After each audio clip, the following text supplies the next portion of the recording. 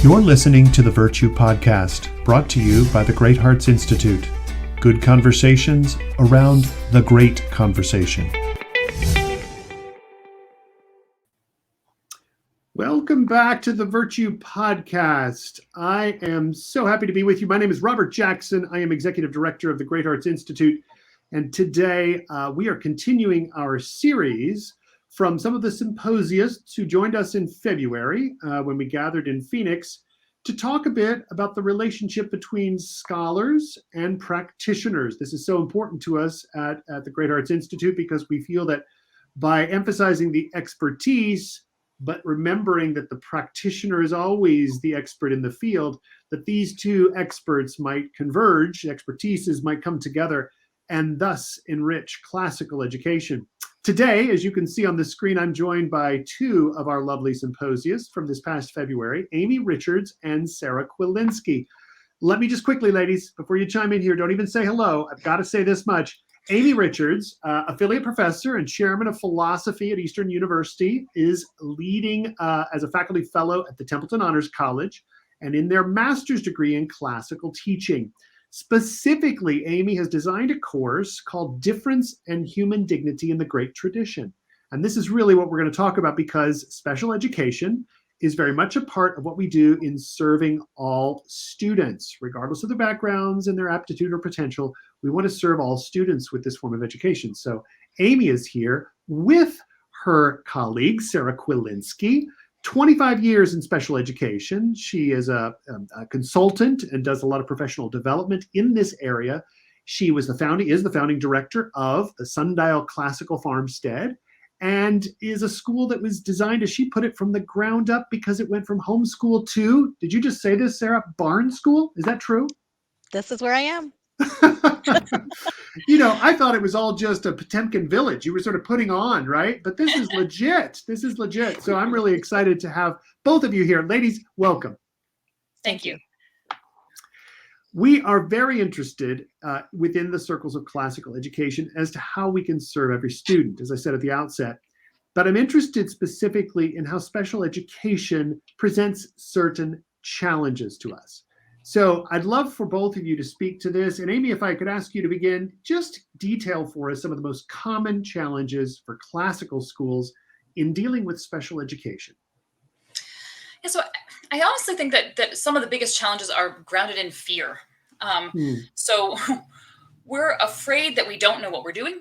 We're afraid that we won't know how to serve these students well in the classroom. We're afraid that welcoming these students into the classroom is going to disrupt the learning of other students. And so I think that one of the biggest challenges to overcome is this fear, is this idea that we're not equipped to serve certain kinds of students. I think there's a fear as well that these kinds of students won't be able to handle a classical curriculum. And that's part of what I want to really push back on. And that my conversations with Sarah have really helped me to see the best ways to welcome all kinds of learners and to push back against that fear, to show and see that classical education really is the best kind of enriching whole person education for all kinds of students. Mm-hmm. Sarah, would you add to that? I mean, 25 years, a quarter century of experience. What are you seeing are really some of the trouble spots, the difficulties? I think one thing that starts people out, their fear, is the legal component. There's laws, there's regulations, there's state laws, there's federal laws. It's a highly litigious area, and people are afraid that we're going to do it wrong. There's a right way, a wrong way. It kind of creates this mystique that what they do down there in special ed is so separate.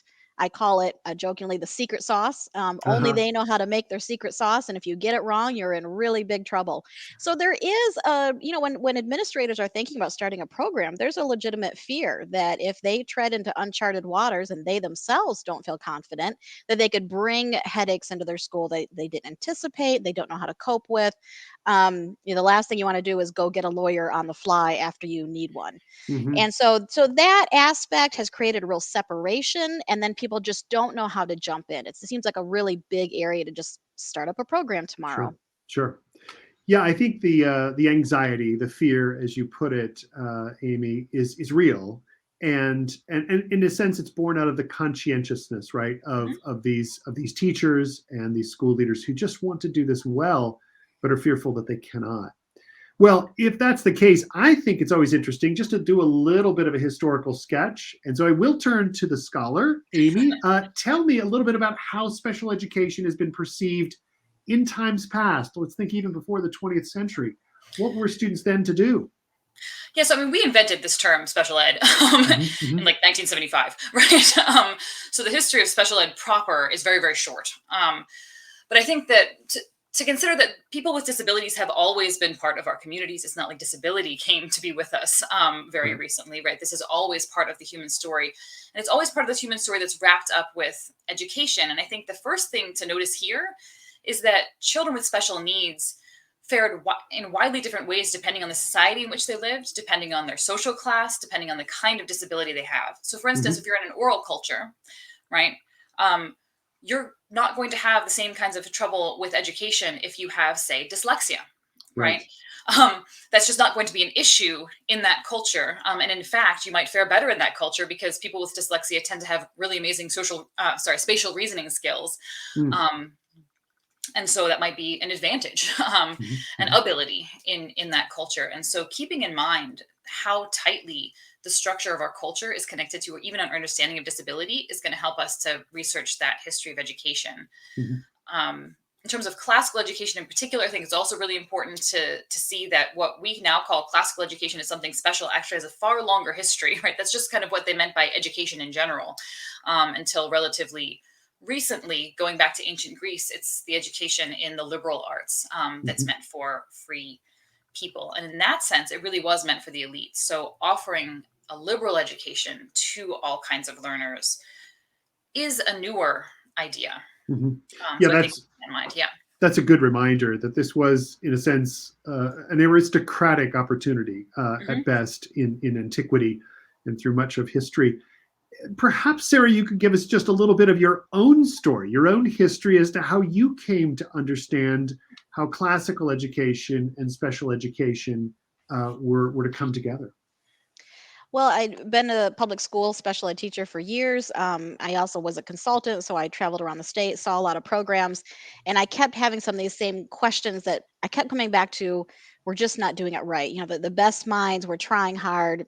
uh, since 1975, we've been trying to actually quantify this, and we're just not getting there. And when I personally discovered classical education relatively recently, it answered so many questions. And Mm. one of my points of entree was Charlotte Mason. And I remember, reading her, and she's talking about the individualization of not just the content, but the learning pace. And to Mhm. me, that's something that is overlooked a lot. We talk about areas of disability, we forget to talk about processing speed. And that is really an underlying factor that so many kids can achieve more if we will alter our pace. So Mhm. when I looked at this classical education and I looked at areas of mastery, that we wanted to go slow and teach the fundamentals, that we wanted to really provide direct instruction and error correction in the moment. And we wanted this verbal, immediate back and forth through narration and memorization and poetry recitation and these things that were so immediate and so applicable to the student. I kept seeing one barrier after another broken down. And I kept Mm. saying, oh, the kid that can't do the worksheet, let's have a verbal setting, a verbal pedagogy that we're Mhm. using. And the kid who really needs that individualized, let's have a whole wealth of classical literature available out there that we can draw from instead of this one textbook we're pulling off the shelf. And so, for me, it's just been one thing after another where I keep seeing, and now this year as I'm starting this school, the other aspect of classical ed that really caught me was this idea of forming the whole child, body, mind, and soul. Mm. And public schools are great at forming the mind. That's where they are. But the body and the soul, not always really represented. Mhm. And, you know, we have the opportunity, if we really care about that statement, to design a program that feeds the body, that Mhm. says kids need to be outside playing. Kids need a dance class. Kids need to, they're sold, they need to be captured by the education. Mm. Beautiful art, beautiful music, these rich classical works of art, that's going to bring the child into learning experience. So those are just a couple of my favorite aspects of classical ed where I feel like, man, this just fits. This does what we need special ed to be. to do. Well, as you've both pointed out, this is a recent notion of special education, or at least that terminology, whereas Charlotte Mason is 19th, early 20th century educator whose writing and thinking was very much influenced by a classical model. So you found something there, Sarah, that really brought the convergence, right, of your interest and concern for special education with that whole child experience that you were looking for. I think it's fantastic. In that spirit, and maybe Amy or Sarah, either one of you, I'm really interested in what subject matter we might find, what disciplines we might find in the university that could help us, much like Sarah, to recover that holistic form, right? She found Charlotte Mason, but are there some other avenues that we might pursue in order to get a better reading of what we call special education today, but which is that holistic form? Amy? Yeah, so I mean, I'm a philosopher, so I guess we'll start there. Always start with your own discipline, right? That's right. But I found that when I was offered this class to teach the class on difference in human dignity in the Great Tradition, and they said, "You're a philosopher, you can teach special education." I said, "Really? Is that so?" But my own work was in philosophical anthropology and kind of philosophical understandings of what it is to be human. And the more I thought about it, the more I thought, well, our ability to welcome all different kinds of students into our classical classrooms really is grounded in our conception of what it is to be human. If we're not thinking correctly about what it is to be human, and I find that the lens of disability actually takes us straight to the heart of the matter when we are trying to identify what it is that is distinctive about our human nature, our human being that we're trying to feed in classical schools. When we let disability help us think clearly about that, it really shifts things into place, both in terms of why we really need to welcome all kinds of learners into our classrooms, and in terms of the overarching goals of classical education. So I think philosophy is very helpful there. Two other pieces, just very quickly. History, right? I think you can't understand philosophy unless you understand the history that we already talked about a little bit, right? Once you need to get this notion that disability is something, it's not kind of a category that's a natural kind, right? It's a category that is fluid. It's a category that relates to how we think about things. And lastly, literature. I think looking at literature around disability and also just literature's general power to illuminate the human condition is going to help to widen our imaginations around these questions. For both of you. Can I jump in there? Please, Sarah, yeah. I want to say that the missing link for me was taking Amy Richards' class. And I said, I never knew that what I needed was a philosopher to explain special ed to me. But it really, really did. When Amy talked about the cult of normalcy and saying, this is a problem with inclusion. We're saying we're going to make you be just like everyone else and no difference. We can't actually do that. First of all, it's a failed attempt. And second of all, we're stuck, like we're just spinning in this place of no success. And so for the philosopher to come back and say, wait a minute, maybe we need to approach the whole human and embrace the whole human and understand what it is to be human. That answered so many questions for me. That set me on this other path that said, okay, I'm going to design a program that starts with you are who you are human, and then we're going to build from there. Right. And so I see this really strong connection between the philosophy of what is a person, what is a child, and then building the program after you've established that. In many ways, these conversations that we host here on the podcast are really just opportunities to pick your brain and find out what resources we need to go after. So you've already hinted at a few, both of you have. Maybe you can drop some names and some ideas on us, right? So Amy, you've mentioned the philosophic or the anthropologic approach. Tell us about some of the leading thinkers within that kind of classical orbit, or who would share that understanding, who really have addressed these questions. Yeah, so two that I have really benefited from, who think not about education in particular. I actually found that there's precious little, there's lots of scholarly literature on special education, but precious little of it is philosophical, or at least not explicitly philosophical. And I find that it actually assumes really problematic anthropologies most of the time. But in terms of scholars, Brian Brock's work, Wondrously Wounded, and Thomas Reynolds' work, A Vulnerable Communion, have been invaluable to me. I will warn one that they're both dense reads, but they were so helpful to me in kind of thinking through what is it that we mean when we say that we're extending welcome to all people. What is the meaning of disability? How does it relate to our understanding of what it is to be human? And a common thread through those two authors, through those two books, is really the power of disability to lead us into the heart of our communal nature, right? That our community is born of weakness, not of strength. And so if we only focus on building our strengths, that's going to lead to a rejection of weakness in the cult of normalcy. That's a phrase that I borrow from Reynolds in particular. That's become central to my own thought that Sarah mentioned. So I'd say those are two that I found really helpful. We will be sure to drop those in the show notes. Sarah, you've mentioned, of course, the importance of Charlotte Mason on your own thinking. Are there other thinkers or even practitioners with whom you have worked who've really helped you to understand how special education can be approached? Actually, I was just reading last night Mortimer Adler's Paideia program, and where he talks about that this is for everyone.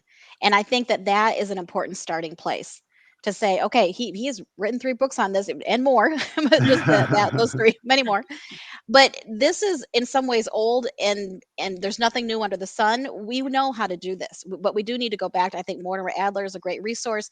One thing that I want to go back to with Charlotte Mason is that what I see in classical schools is that they've got great content. That part they've got down. The pedagogy is usually pretty good. That's important. What's missing is the structure, the systems, how we organize kids, how we move them through. And what I like about Charlotte Mason is she gives a picture to the practitioner about here's what to actually do. Here's how to group your students. Here's how to move them through the content. Here's how to assess them. Those practical, systemic level solutions are deeply important. I've walked into a public or classical school the other day, and man, it looked just like any other public school. Kids were in rows, doing their worksheets that they tore out of the workbook off okay, they're doing Latin, great. The teacher's doing some recitations. Okay. But when we talk about our systems, that is where we can open up and embrace our students who need a diverse learning experience, a different learning experience. When we step back and think about how do we group our kids? How do we organize them? How do we move them through the content? That's where we need to go back to some older methods. And I think Charlotte Mason, I keep coming back to, big favorite of mine, but I think Mortimer Adler also is a good resource for that. Well, I'm trying to really glean or suss out what some of these first principles are, because I hear both of you speaking in terms that I would consider philosophic, right? There are ways in which we should approach this that step back from just business as usual or doing it the way everyone else does it, just sort of following the mainstream. If you were to put a fine point on it, could you give me 3 or 4 principles that we need to keep ever before us in order to produce a form of education that's worthy of every student? Go ahead. She knows I have a list. She's my list queen. I love it. I like my list. Well, ironically, the first rule is there is no rule. Because we use the word disability and think about the broad spectrum of who and what we could be talking about. So everything I say, I always start with that caveat because, make a rule, there's an exception. So that's the first rule. But secondly, I kind of already alluded this to the 3. My guiding principles, if I was going into a school, is I would talk about the alignment of pedagogy, content, and systems. Are all 3 supporting the program that you think you're building? You might be building it with content or pedagogy. Is your system breaking it? Our students, is that a sticking point? The second one, I would say, just as an underlying practical thing, all children can appreciate beauty, and students even with cognitive impairments, you can bring beauty in. That is one thing that I love about classical education, is it can be a foundational part of it. A really, really important practical step is to build trust with parents. I say this to everyone I work with. Children of parents who don't trust you will not learn. And so you've got to start with parent trust, bringing them in. And that leads to another really important aspect of this, is that as you're building a program, are you thinking long term? Every time there's a problem with a parent, they do or don't want to support something the school is doing, my first question to that parent is, what are your long-term plans for your child? Now, for some parents, legitimately, the long-term plan is their child will live in their home and receive care for life. There are children that need that, but not all children do. And if the parents are not supporting a program that leads to growth for that child, then that will be the outcome. Is that what they want? And so getting the parent connection to the school to parent connection is deeply important for really building that program. And the phrase that I use is, this is a liberal education. It is meant to be freeing to the child. So we need to put these practices in place. We need to build those deficit areas because our goal is that freedom in the end. Yeah. Amy, what would you add? Yeah, so I think I would add two that I think just really tie in with what Sarah said, and one is just a direct quote from Charlotte Mason. So there's a Charlotte Mason Day that I put at the top of one of my syllabi for one of the classes. It's just children are born persons, right? She has this. It's just so succinct, and when you start, it's so succinct and so powerful. When you start there, I feel like everything flows out, right? Because this has us fight against identifying a child with his or her disability. Or as his or her disability. We need to attend to children as persons. I call this telic attention, right? Attention to the person in light of his or her telos as a person, in light of his or her purpose or end as a person. And when we start with that kind of telic attention, what that child needs will come into place in some of the ways that Sarah just outlined. The second one is that what is good for students with disabilities is good for all students. Right. Over and over again in talking to schools, I've heard the story. I started doing this practice for my ADHD kids. I started doing this practice for my LD kids. And wow, didn't my whole classroom run better? I think that connects really tightly with the first principle and connects really tightly with a lot of what Sarah was saying, which I love. But this notion that it's not that we are accommodating those students and doing something special for them, and it's just extra work on our part. It's that being forced to pay this kind of telic attention to those students makes you pay telic attention to everyone in the classroom and ends up really transforming the classroom for everybody.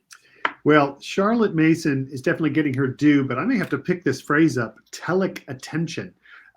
As I think both of you know, our middle child has Down syndrome. And so we have experienced in his participation at the classical school or academy of Great Hearts here in Phoenix, some of these very attentive teachers and faculty and staff who recognize him as a full member of the community, albeit with these cognitive disabilities. And so I mention that in part because I'm very interested, as I've seen this unfold over the past 10 years for our own child, what are some of the modifications or the adaptations of curriculum, of pedagogy that you've just hinted at, Amy, that can be really beneficial, both for the student and, as you said, Amy, for everyone, all students. So Sarah, would you just give us some very practical examples, which I'm sure you're fleshing out in the course with Amy? I kind of already alluded to this, a verbal classroom, a direct instruction where the teacher has a small group. They are directly verbally giving the prompt and receiving feedback back from the student. Do I, don't I understand it? Not going to the worksheet, passive secondary assessment model, but very direct. That is friendly to kids with learning disabilities, cognitive impairments, attention deficit areas, all of it. This direct conversation is always good. So that pedagogical style. All the memorization is good for everybody. To some ways, using songs and chants can allow everyone to participate. Even kids who maybe don't understand the deeper vocabulary behind it, they can sing a song with everybody else. They can recite a poem. It's very friendly. Another thing is teaching attention to detail. That's one of the first things that captured me about classical education was for kids with attention deficit issues. Let's put a beautiful work in front of them. Sorry, Charlotte Mason again. Picture study for an example. It's just good stuff. So building that attention, building that focus, and we schools will all say kids don't pay attention. We have to build it. Well, what are you giving them? If it's a really awful, bland worksheet, of course they're not paying attention. Give them something beautiful to pay attention to. Audiobooks, so many classical works now are on multiple formats. Use those. Why not? Go for it. One thing that's interesting, and Cheryl Swope is another resource here. Her book, Simply Classical, she mentioned this. This really kind of spoke to my heart. She talked about teaching logic to her son, who would eventually go on to struggle with schizophrenia. And she talked about how those early lessons in logic helped him sort through what is real and what isn't real. Mm. And we have students who aren't on that extreme level, but even students who with some social anxiety or students who struggle with depression, any other mental health issue, a grounding in logic is very important for just simply sorting through what's real, what isn't real. The idea that there are rules, the grammar of things is important to help kids who struggle socially. Mhm. Here's the rule of this social event. Here's how you behave. That kind of thinking is beneficial. Um, People have talked about the fact that when you teach cursive, you can't do letter reversals. Think about how you make a B and how you make a D. You can't. So if kids with dyslexia, those reversals, cursive is good for helping that if you want to teach that. The last thing I'll talk about is, again, back to the structure, ability-based small group instruction. It Mhm. solves so many things. It's so practical. It's so important. And it's a way to differentiate for all kids. Amy, I'm sure you were delighted to discover Sarah in your classroom because, of course, she's a wealth of experience, right? And obviously the eagerness to put it into practice or to bring it to the philosophic table. Tell me, were there any other surprises or any other ways in which you learned about how these principles that you have derived really do translate into practice? Yeah, so after I got over being intimidated that Sarah was in my classroom, then I was delighted. I was just like, oh my gosh, has so much experience, and I'm delighted that she's here. But kind of, what if she thinks that what I'm doing isn't isn't worthwhile? I'll need to revise everything that I'm doing because I'm so committed to speaking the truth, and to giving tools that are helpful for practitioners. That's the whole Right, point of the program, right, is right. to help you welcome students into your classroom. And so I think talking with Sarah, the more we talk, the more I'm getting my own mind wrapped around kind of how do we think about classrooms? How do we think about grouping? This is the idea that she's been kind of talking about a lot lately. She talked about it in Phoenix at the conference, and I'm fascinated by how to integrate that more fully into my own understanding. So Mhm. ability-based small group instruction, as Sarah was saying at the end, um, I was using as sources, right? I was reading my way into this instead of practicing my way into it. And the way you read your way into something is you see what people are already doing. But the problem, as we've noted, is that a lot of the things people are doing aren't working particularly Right, well. right, right. um, and so I had a much more kind of particular disability focused model when I started, that I'm starting to try to rethink and adapt and figure out, well, how do we take our knowledge of LD or autism spectrum disorder or Down syndrome, Mhm. and what techniques tend to work well with those students, and pull it back and say, okay, what are the underlying principles like we were just talking about? Maybe we don't need to focus quite as much on the labels. Maybe we need to focus more on how do we channel our attention? What practices do we use to address students as Mhm. individuals? It's been such a pleasure, as I said, and the only reason I mention our own story is that there seems to be a bit of a renaissance now to recover from our sources, from our tradition, ways in which to more fully equip or teach every student, including our own, with special needs. So, if there is, as I suspect, something of a renewal, what are some of the more promising developments in education? Again, focused on those what we refer to as special education within the classical context. And maybe we're just talking about the last 5 years, 5, 10 years. What are some promising signs of hope? Well, I mentioned Cheryl Swope's book. I think Mhm. that has been a real game changer for people because when I read it, I liked how practical she was. She was saying, and then I did this, and then I did this, and then and the teachers want that practical component. Sure. We get a lot of theory, but how do I really make it happen? And again, I think she just laid out this vision of here are two severely impaired children, and she gave them this beautiful education. And what was compelling about her book to me was the beauty of it, that she Mhm. loved as a mother bringing art and music and beautiful works of literature to her children and saying, Mhm. no, they don't get excluded from this. They are humans and they participate also. Mhm. So I think I would recommend going back to her book, anyone who hasn't read it, and giving that a good read. Good. Anything you'd add to that, Amy? Yeah, so I mean, when I was looking, I was assigned to teach this. I was offered Mhm. Mhm. to teach this course, and as I was kind of taking it up, I found Cheryl's book, and I said, "Oh, I found one." Mhm. That's it. Mhm. There wasn't much literature, and yet I really think that there is a kind of push towards welcoming recently in classical education, right? The Mhm. classical renewal is expanding more and more. We're seeing how beautiful an education this is for all different kinds of students. And I think there's real space right now to extend that expansion to more explicitly include students with special needs, students with disabilities, and learning differences. And so I think we're at a turning point. I think we're beginning to see that this is not a secondary issue for classical schools, but it speaks directly to the heart of our understanding of the human person that really gets us to where we want to be. Maybe I should alter my statement that we're not quite at the Renaissance, and yet I'm here with two who are going to contribute to that Renaissance. We're on the vanguard right here on this Virtue podcast. I want to thank you both, ladies, for spending this time with us. As I said, if you will offer us those resources, we'll be sure to include them in the show notes.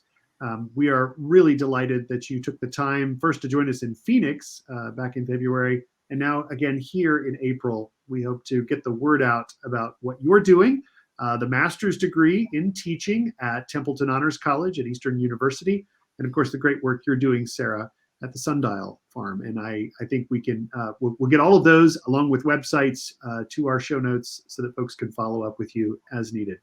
Thanks again, ladies, for joining us. We really appreciate it. Thank you. Thank you. I have one last note for everyone. We are going to be releasing the next issue of Virtue 15, and our focus will be on conversations like this, of course. And we will be releasing that later in April. Folks should go to our website, greathearts.institute, to find out more details.